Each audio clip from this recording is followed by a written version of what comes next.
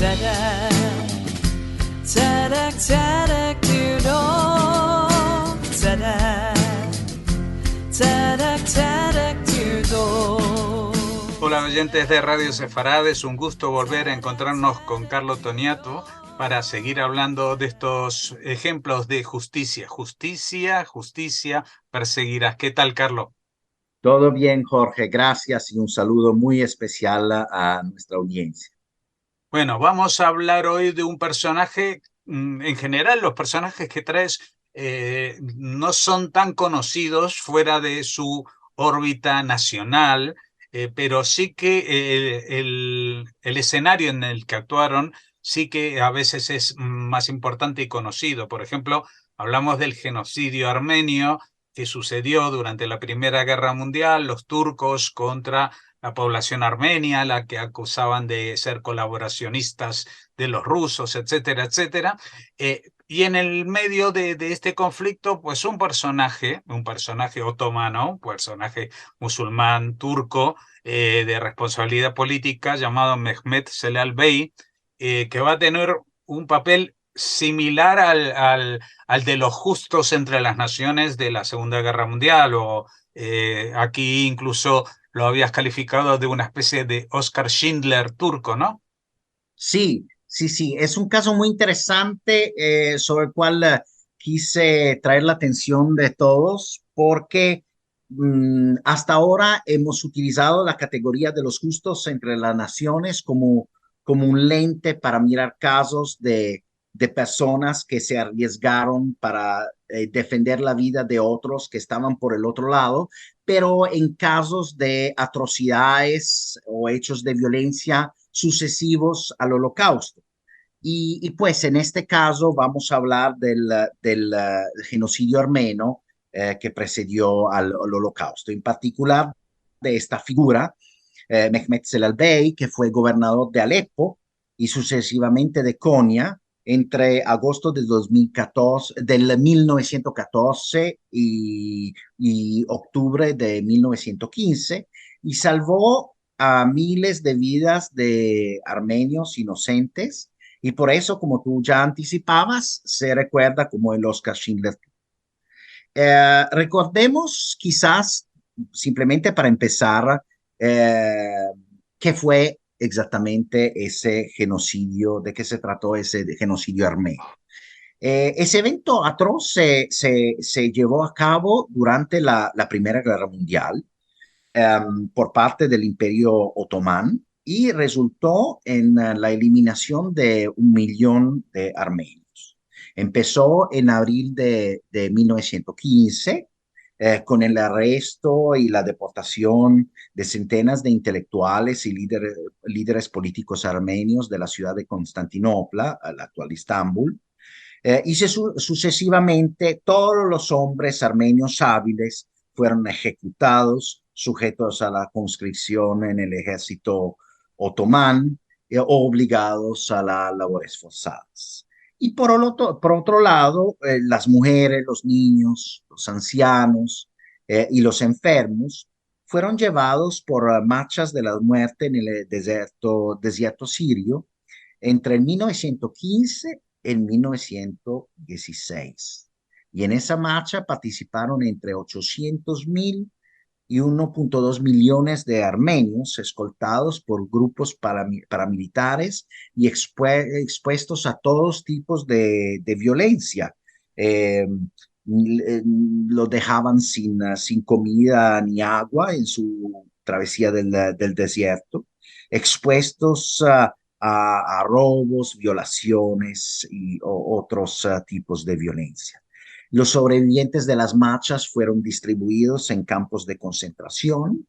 Entre 100 y 200,000 mujeres y niños fueron convertidos forzosamente al Islam e integrados en hogares musulmanes. Las masacres de los sobrevivientes después continuaron también después de la Guerra Mundial por manos del movimiento nacionalista turco durante la Guerra Turca de Independencia. Ahora bien, es en este contexto que operó el justo del cual vamos a hablar hoy.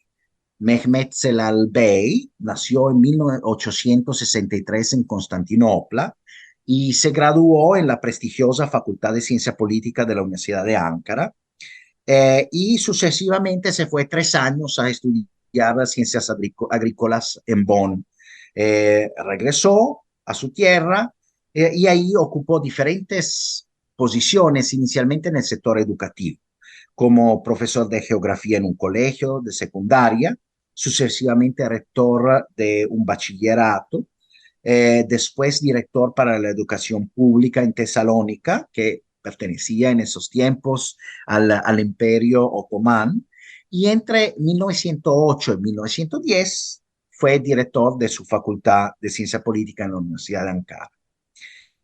Sucesivamente sirvió como ministro del Interior, como ministro de Agricultura y como gobernador de diferentes ciudades. Eh, Ahora bien, mientras todo el gobierno otomán estaba ejecutando su plan de aniquilación de los armenios, confluyeron en Alepo, donde él estaba de gobernador, miles y miles de armenios deportados. Como gobernador, Bey intentó oponerse a que fueran llevados desde ahí al desierto de Resor.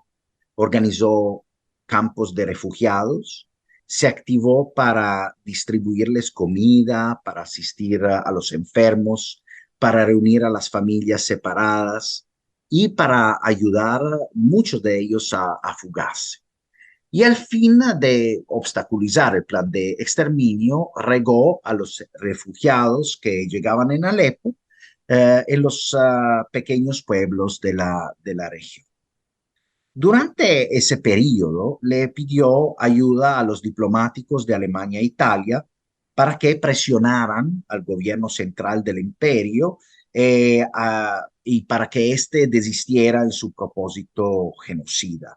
En particular, al cónsul italiano de Alepo le confesó que había recibido órdenes secretas por parte del gobierno central de coadyuvar en el exterminio de todos los armenios que llegaban en Alepo. Y él le dijo al cónsul italiano que su conciencia se lo impedía, pero que al mismo tiempo no estaba en condición de parar eso, sino solo de frenarlo o de suavizar las condiciones de dureza bajo las cuales esas órdenes tenían que ser ejecutadas. Y en esa ocasión le dijo al cónsul italiano que si el gobierno italiano no hubiera hecho nada, todo el pueblo armenio quedaría exterminado. Entonces, esos son los primeros testimonios concretos que tenemos desde adentro del Imperio Otomano, que sí, digamos, ese genocidio se dio y estaba planeado, estaba pensado.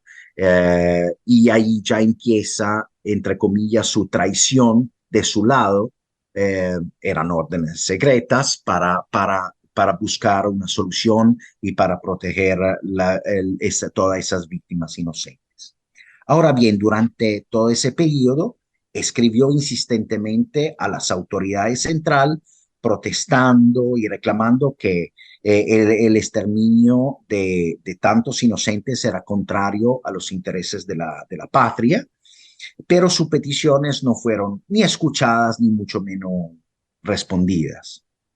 Ahora bien, por su oposición al plan de exterminio, el gobierno central intentó o pues buscó transferirlo a la prefectura de Ankara y mover de vuelta el gobernador de Ankara a Alepo, pero se dieron cuenta que el gobernador de Ankara también estaba opuesto al exterminio de los armenios y entonces lo que hicieron, jubilaron forzosamente al gobernador de Ankara y movieron finalmente a Mehmet Celal Bey a Konya, pero Konya era uno de los cruces más importantes en el proceso de deportación vía los trenes hacia el desierto, al desierto sirio, y por ende ahí también Mehmet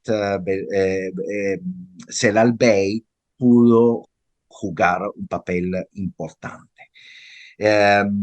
Por ejemplo, ahí demoró la carga de todos esos inocentes en los trenes, bajo la excusa que no había suficientes vagones. Entonces ahí intentó frenar el proceso de deportación en lo que podía estar en su alcance. Y en ese periodo escribió también una carta secreta y personal al ministro del Interior y le dijo, y acá cito entre comillas: trabajar hacia la destrucción de los armenios será una pérdida para el país que será imposible compensar en el futuro.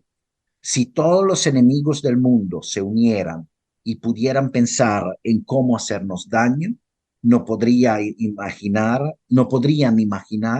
un mal tan grande como este. Y ahí cierro comillas. En Konya, eh, como les dije, intentó frenar los trenes y entonces empezó ese proceso de ping-pong con el gobierno central. Y en ese proceso también le dijo a sus superiores que él no se sentía de poder ejecutar unas órdenes tan dañinas para el futuro de su país.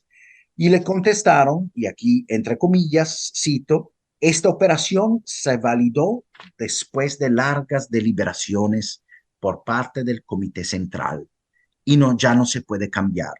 La transferencia de los armenios es necesaria para el ideal nacional y por ende uno tiene que sacrificar su opinión personal. Si usted se opone a esta visión, entonces Konya quedará sin usted. Y acá cierro comillas. Celal Bey cuenta después en sus memorias que quedó asqueado por esa referencia al ideal nacional en esa carta que le llegaba desde el Ministerio de Interior. Por su parte, continuó a resistir allá en Konya e intentó mantener en esa ciudad bajo su protección a 30.000 armenios. Con una excusa médica, después se viajó a Constantinopla para pedir audiencia al Comité de la Unión y del Progreso que había gestionado todo el plan de exterminio, y para manifestar su oposición a las deportaciones en Konya. Le aseguraron que las deportaciones pararían, pero cuando llegó de vuelta pudo constatar que mientras él estaba ausente habían ya deportado la mayoría de los armenios que estaban en Konya. Él intentó salvar los que se quedaban aún ahí, y finalmente ese último esfuerzo o intento de resistencia le costó su puesto el 3 de octubre de 1915, y así lo despidieron. Cuando dejó la ciudad, en solo 3 días, deportaron a 10.000 armenios, los 10.000 armenios que quedaban. Las importantes relaciones familiares de Bey, estaba muy bien casado en personas que estaban en las altas esferas del Imperio Otomano, y también él era de una familia de funcionarios del imperio. Pues esas relaciones le permitieron quedar simplemente despedido por su resistencia al genocidio en vez que asesinado, como le pasó a otros funcionarios que se habían resistido a ser cómplices en esa atrocidad. En su memoria, Bey admite que en el comienzo no creyó que efectivamente el gobierno turco pudiera querer eliminar a todo un pueblo que estaba su protección, su amparo, eran sus sujetos. Y pensó que las deportaciones serían simplemente temporales. Sucesivamente admitió que presenció el horror como una persona que, sentada al borde de un río, acá cito un paso que se cita mucho en relación a sus memorias: una persona sentada al borde de un río, impotente para salvar vidas. A lo largo de todo ese río, dijo, había miles de cuerpos de niños inocentes, ancianos, mujeres sin esperanza, jóvenes, gente fuerte, llevada por el río hacia el nada. Y añadió, Yo salvé los que pude con mis manos desnudas, el resto se lo llevó el río más allá de un punto de no retorno. Y acá cierro comillas. Después de la Segunda Guerra Mundial, fue nombrado gobernador de Adana, que De la estaba Primera ocupado. Guerra Mundial. Sí, perdón, de la Primera Guerra Mundial. Fue nombrado gobernador de Adana, que estaba bajo el control de Francia, y acá estamos entre 1919 y 1920, y sucesivamente él fue alcalde de Estambul entre el 1921 y el 1922. Murió de infarto en 1926 y su funeral fue atendido por miles de turcos y de armenios, y se cuenta que ese día los negocios de los armenios cerraron por algunas horas para recordar. Ahora bien, quisiera terminar con un pequeño apunte que está relacionado con el genocidio armenio, pero tiene que ver con nuestros días. En el 17 de diciembre de 2013, la Corte Europea de los Derechos Humanos decidió que negar el genocidio armenio no es un crimen porque está amparado bajo los derechos de la libertad de expresión, mientras negar el holocausto es un crimen que trasciende esa libertad. Esa conclusión, yo diría, no puede dejarnos satisfechos. La memoria del holocausto imparte unas lecciones éticas que no pueden quedar compartimentalizadas con base en la identidad de las víctimas.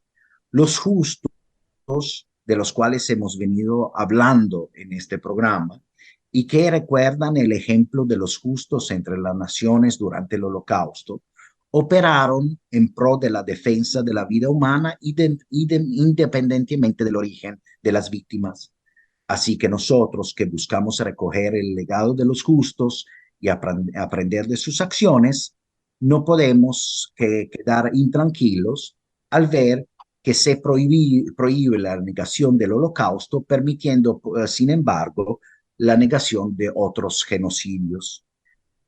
Para garantizar la no repetición del holocausto, necesitamos insistir en cultivar en nuestras sociedades un ethos de rechazo firme hacia el genocidio de cualquier pueblo y en cualquier tiempo histórico.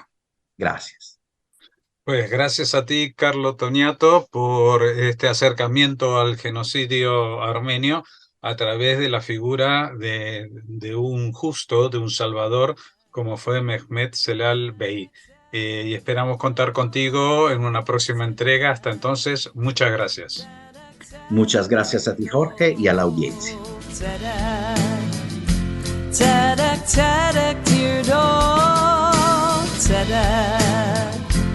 Ta-da.